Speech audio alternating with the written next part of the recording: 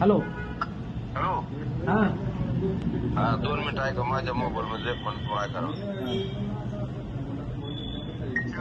अण्णाकडे काय होतं ते बघू करायचं. अण्णाच्या अप्रोक्स सिंगलमध्ये किती टाकता येईल पैशावरची?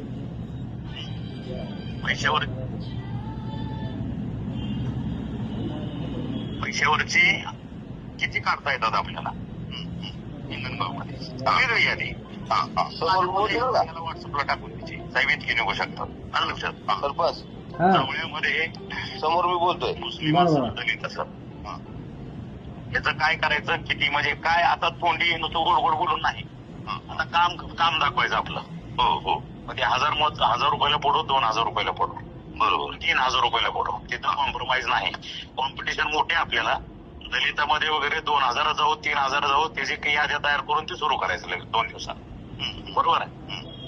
तसंच वाकडीला आपल्याला ही जी 3-4 गाव आहेत, सिरसाव, वाकडी, हिंगणगाव आणि जवळा, या 4 गावामध्ये आपल्याला मागं पडायचं नाही. 50 लाख जाऊ, कोटी रुपये जाऊ, 2 कोटी जाऊ, जे जाऊ ते जाऊ. कळलं का? तिथं कॉम्प्रोमाइज करायचं नाही, कोणाचा विचार करायचा नाही. याद्या तयार करायच्या, सुरू करायचं. कळलं का? बरोबर. सेन्सिटिव्ह मतदारसंघ झालेला आहे प्रचंड. बर. आणि त्या पद्धतीनं फक्त तुला जे वाटतं ते मला व्हॉट्सअपला टाकायचं, कुणाला बोलायचं नाही एक शब्द. बरोबर बरोबर. सुरू करायचं. ठीक आहे.